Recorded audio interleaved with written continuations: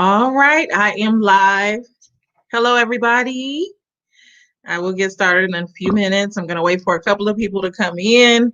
I'm only sharing this to YouTube because these story times can be a little risky, and I don't, I don't want my family watching unless they can give me a view. So I'll wait to see who comes in here to watch. But this is Candace of the Candy Shop, my story time. Welcome to my channel. Make sure you like, share, and subscribe. So I'm going to wait a few more minutes and then I'll get started. Whew. Hello, everybody. So I'm going to get started on my story time. This one is called Story Time Club Fight. So let me see how I can start this story. Well, first of all, I want to say I hope everybody went out to vote. I hope this story helps you take your mind off the election and the anxiety, because I know it gave me anxiety. So this story, whew, it's a long one. So a few years ago, when I was living in Dallas, I'll say 10 years ago. You know my stories. It's always 10 years ago living in Dallas. I was living in Dallas, working in sales, but at a different company. I had a friend that was recently let go from my company that I was friends with. And I also had a guy friend or whatever. And so the guy friend asked me if I wanted to come to a party or whatever. I believe one of his friends, it was their birthday or it was someone's birthday. But that day, it was, which happened to be a Friday, and it seems like it was Friday the 13th with how crazy this day was. He asked me if I wanted to come to the club later on after work and go to this party. I'm like, okay, cool. I might bring a friend with me. And so in my mind, I'm thinking I might bring the girl that was just let go because, she's someone that I'm kind of close with in Dallas at the time, and he knew her as well. So that day I go home, I get ready or whatever. I believe I go out to dinner. I just remember having some drinks at dinner. Usually when I go out to clubs, I don't like to get completely drunk, because even though I know, you go out with your friends, you just never know what would happen. And I'm always that friend that looks out for everybody, kind of. So I had a few drinks at the restaurant, and I didn't plan on really drinking at the club. So we get to the club, and mind you, now at this time, I'm probably 27, 28. I did not actually do clubs my age. I know in a previous story time, I used to go to older club.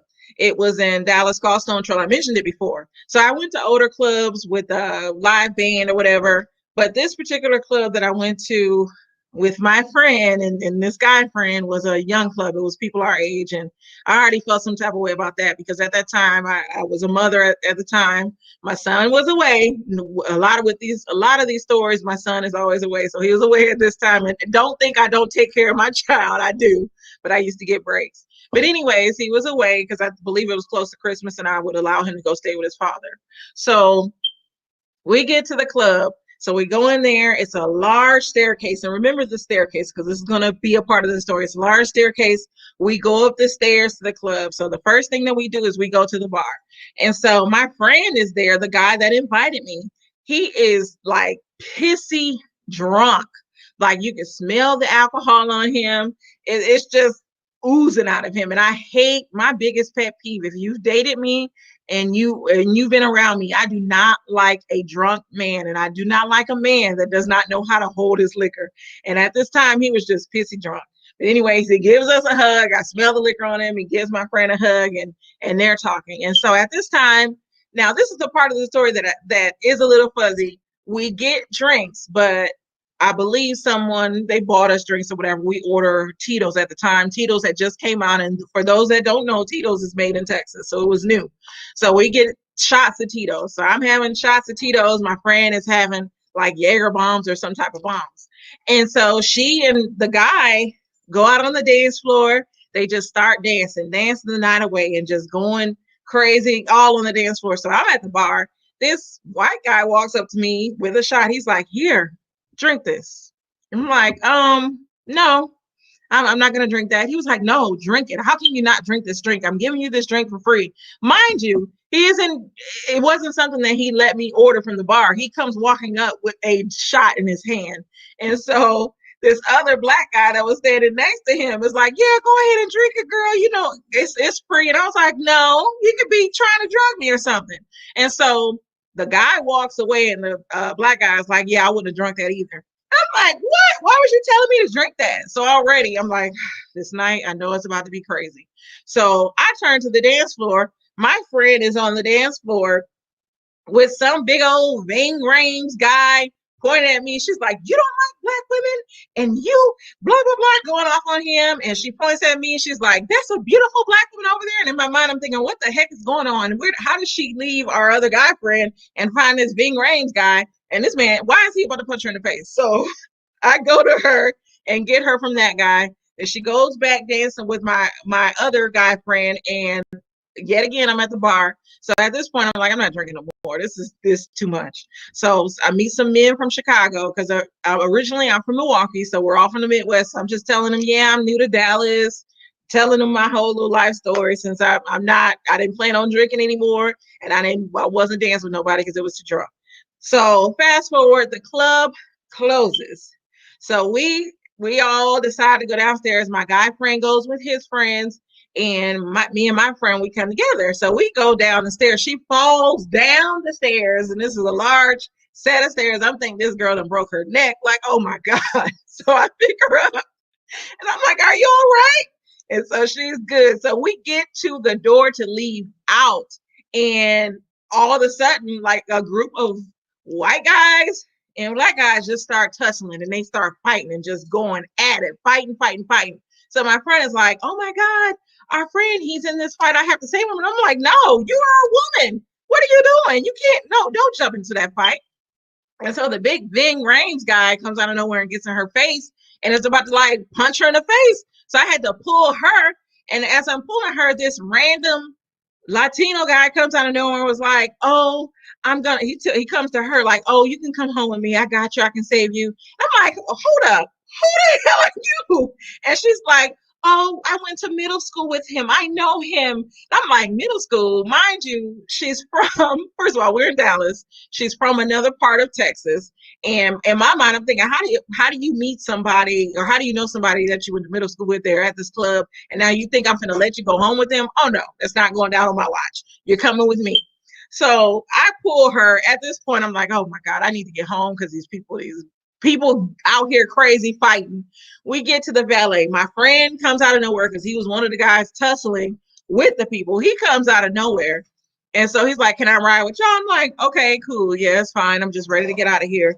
All of a sudden, these Asians come out of nowhere and drop kick him in the face. And they start fighting him. And they're just going off, just fighting them all like against this wall. So at this point, in my mind, I'm thinking, I'm not going to let my black friend, this black man, get beat up by these Chinese guys. So I pull out my pepper spray and I spray everybody. I spray the whole wall, just spraying, and they just spread like roaches, just spread.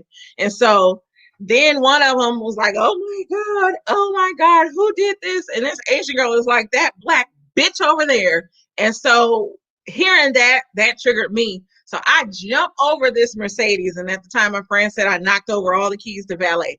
I jumped over this Mercedes and I just started spraying her. I'm spraying her with pepper spray until I have no more. And the guys from Chicago appear out of nowhere. They grab me and they're like, hey, you can't be doing that. They'll arrest you here in Dallas. You can't do that. You just got to go. And magically the valet comes with my keys and they're like, hey, you guys are good to go. So the fight was done. We all got in the car and we drove off happily ever after. So it's more stuff to this story, but I'm gonna just stop it at that, because to me that was enough right there. After this, I was like, oh hell no, I'm not going out to no young clubs no more. I'm sticking with Stone Trail with what I know. I'm a mom. I have responsibilities. I can't do it. So that's the end of my story. I know this one was very short. I didn't want to tell all the details to it because it's a lot, but I always thought that was a funny story, especially with the Asians coming out of nowhere and wanting to fight them. But anyways, make sure you like, share, and subscribe to my channel. I do this every Wednesday. I tell my story times. I am going to start featuring other people to tell their stories as well.